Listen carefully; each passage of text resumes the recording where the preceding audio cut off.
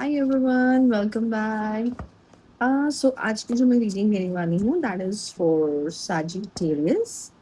तो we are going to check the energies of the Sagittarius today कि 21st अगस्त से लेके 30th अगस्त के बीच में मतलब अगस्त एंड होने से पहले पहले बेसिकली इनकी एनर्जीज हैं क्या और like another sun science I am also picking the energies intuitively तो सैजिटेरियस की जो मेरी एनर्जीज जो मैं इंट्यूटिवली पिक कर पाई इट इज रिगार्डिंग और it's around some big change or a new opportunity something new is happening, right? So what is that new happening in your life, happening or not, or what is going on? Okay. तो मेरी जो question है वो उसी के around होने वाले हैं. तो my first question would be normal that what new opportunity, what is that change or new direction is opening up for you, Sagittarius? Okay, एक कार्ड बिल्कुल ही जंप होके गिरा है. दिस द मून का कार्ड आया है मेरे पास. Okay, keep it here.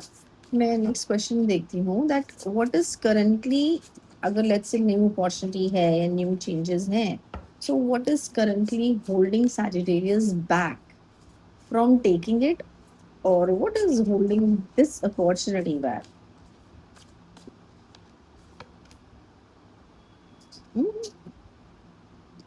Justice. क्या खेल चल रहा है? देयर इज सम कर्मों का खेल going on.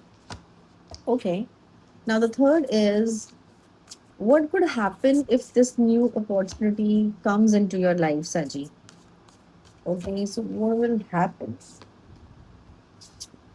So this will happen if this new opportunity comes into your life. It's a positive card. I'll explain it. Now, my last question would be what advice does Sagittarius needs to make the right choice? Or overall guidance guide, keeping this other cards in mind. Oh, there is this jumping jack, chariot. एक बहुत ही interesting सी बात ये है कि बहुत ही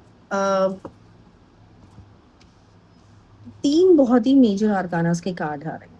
तो that means actual में कुछ लाइफ में चेंज तो होगा, अच्छा या बुरा, that is totally in your karma's hands, right? तो पहला मैं एक चीज देखती हूँ. First thing my question was what new opportunity और new direction is coming up. But यहाँ पे ना मुझे मून दिखाई दे रहा है और अब देख सकते हो एनर्जीज देखो आप कितने सहमे से हो. ग्रहण लगा हुआ है. थिंग इज दिस कि अगर मैं बात कर रही हूँ कि what new opportunity is coming, तो इंटरेस्टिंग बात ये है कि आपको वो न्यू अपॉर्चुनिटी दिख ही नहीं रही. It's not visible to you. और वही अनसर्टिनिटी के बीच में आप फंसे हुए हो कि न्यू अपॉर्चुनिटी है, न्यू अपॉर्चुनिटी नहीं है तो दिखाई क्यों नहीं दे रही है. तो वो चीज़ों में अभी आपके जो दिल और दिमाग है ना उस पर ग्रहण लगा हुआ है, क्योंकि आपको रास्ता नज़र नहीं आ रहा है. और मोर ओवर आप ना लोगों की बातें बहुत सुन रहे हो, सोच भी बहुत कुछ रहे हो. आई वोंट से, और अननेसेसरी वरी तो हो ही रही है ऑब्वियसली. तो बहुत डरे हुए भी हो, बहुत ज़्यादा थिंकिंग में भी हो कि क्या चल रहा है, मुझे क्यों नहीं दिखाई दे रहा है. तो थिंग इज कि आपको क्लैरिटी मिलेगी धीरे धीरे. न्यू अपॉर्चुनिटी जो भी है या नहीं है, what ever the thing is, आपको जल्दी ही क्लैरिटी मिल जाएगी. So don't worry about it. Intuitions आपकी काफ़ी स्ट्रांग हो रखी होंगी इस टाइम पे because the moon is here. But मैं एक चीज़ कह रही हूँ, एक होता है इंट्यूटिव होना, एक होता है ओवर एनालाइज करना. तो एक पैरालिसिस एनालिसिस होता है ना, ये वो वाली सिचुएशन है. अपने आपको इतना एनालिसिस में डालो कि आपका दिमाग एकदम पैरालाइज हो जाए, वो सोचने समझने का, डिसीजन मेकिंग का वही ख़त्म कर दे. तो और बहुत चीज़ें डिस्ट्रैक्टिंग आ रही होंगी आपको, दोनों तरफ से बातें सुनने को ज़रूर होंगी. But let it go. I mean let go of your fears as well. ठीक है, तो टाइम के साथ क्लैरिटी मिल जाएगी. Don't worry about it. Okay, now the second question मेरा जो था कि what is currently holding this opportunity back, और what is currently holding Sagittarius back from taking it. तो दोनों ही तरीके से, या तो आपकी तरफ से कुछ होल्ड आ रहा है या अपॉर्चुनिटी की तरफ से कुछ होल्ड आ रहा है यूनिवर्सली. तो एग्जैक्टली व्हाट इज दैट? तो यहाँ पे मेरे पास जो कार्ड है दैट इज जस्टिस का कार्ड। देखो आप इसे, the person who is holding the opportunity is when.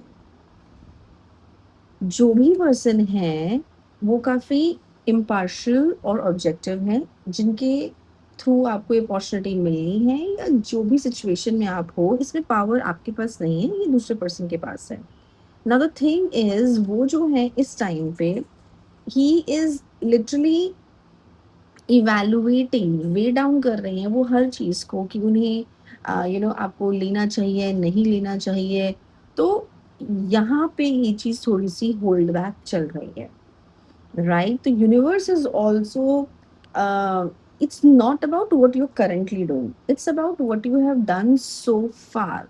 तो यहाँ पे आपके जो अभी तक के पास्ट चॉइसेस रहे हैं, वो सारी चीज़ें आपकी इवैल्यूएट हो रही हैं, and that is the reason. Justice कर्म का कार्ड है। तो मैं कभी-कभी इसमें ये कहती हूँ कि अच्छे कर्म कर रहे होंगे तो आपके फ़ेवर में आएगा कहीं न कहीं से, और अगर कुछ होंगे तो फिर कर्म तो काटने पड़ते हैं, ठीक है? तो वो चीज़ है यहाँ पे। So let's see what course of action universe is deciding for you. Now the third question is, what could happen अगर आपको ये अपॉर्चुनिटी मिल जाती है तो? ठीक है, क्या हो सकता है? So this will happen as I have shown you earlier. See, वो कितने कहते हैं ना, गहराई से उसको क्राफ्ट कर रहे हैं। सो यहाँ पे you may not literally start your career from the scratch. अगर आपको ये न्यू अपॉर्चुनिटी मिलती है तो आपको एकदम स्क्रैच से स्टार्ट नहीं करना है, but what this person is building, you need to rebuild your professional reputation, ठीक है? Your credibility, like how people perceive you, ये आपको बिल्ड करना पड़ेगा, and ultimately you will be recognised after that, ठीक है? सो आई सी, मुझे ना ये नहीं लग रहा कि आपको काम नहीं आता, मुझे ये नहीं लग रहा कि आप केपेबल नहीं हो, नो। जो अब now I try to connect you, आपके सामने विजिबिलिटी नहीं आ रही क्योंकि जस्टिस ने पकड़ रखा है यहाँ पे, कर्म ने पकड़ रखा है यहाँ पे। So you might have lost some credibility, क्योंकि जिस पर्सन के हाथ में अपॉर्चुनिटी वो आपको वे कर रहा है, और वो क्रेडिबिलिटी के बेसिस पे ही वे कर रहा है, ठीक है? So it's not about your skill problem. आप अब अच्छे से काम करोगे, सब कुछ करोगे, आपको रिकग्निशन, रिवॉर्ड सब कुछ मिलेगा। It's about your credibility on the way, your professional reputation so far, ये चीज। so now you have to work on it to rebuild it। लेकिन अगर ये न्यू अपॉर्चुनिटी अपनी लाइफ में आ गया ना, you are going to love it, ठीक है?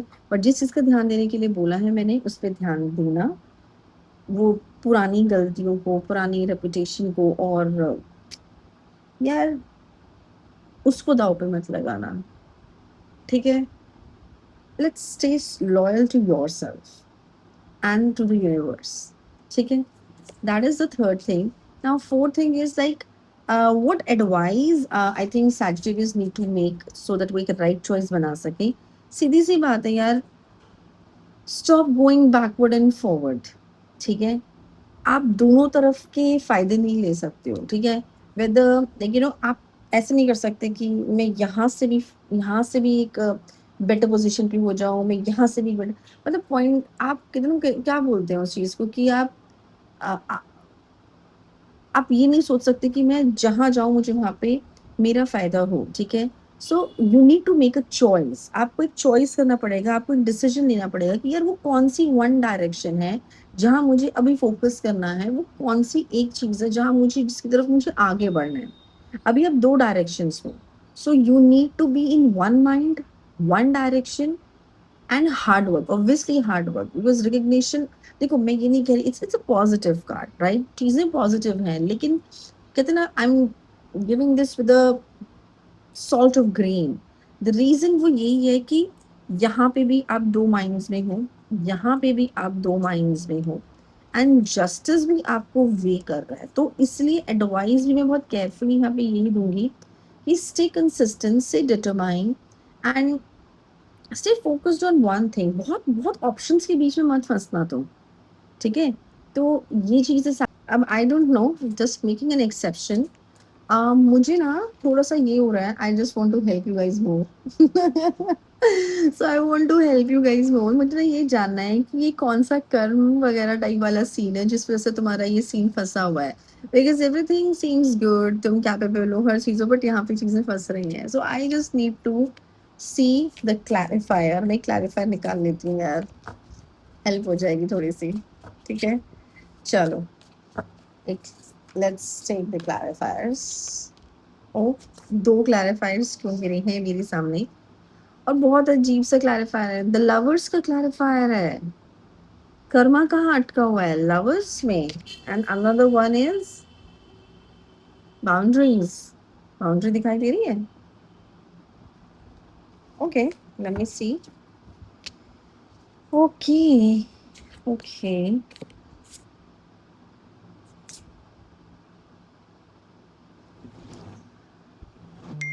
The karma is being evaluated. आपने किस तरह की चॉइसेस करी? बेसिकली जो पर्सन है वो आपको पता है क्या चेक कर रहे हैं on this karmas and boundaries basis पे. So how you conduct yourself when you feel challenged? आप कैसे कंडक्ट करते हो अपने आप को? When you feel threatened, when you feel opposed, एक वो चीज़ जो है, that is something going on in their दिमाग.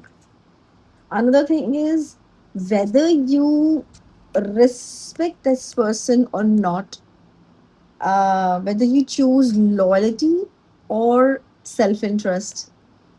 ये चीज़ भी देखने को आ रही है। So overall, you're moving through a period of uncertainty and a karmic evaluation हो रहा है. Something from the past is influencing an important opportunity at present. And जो भी पर्सन है आपको पास से जानते हैं. Okay, so this is it.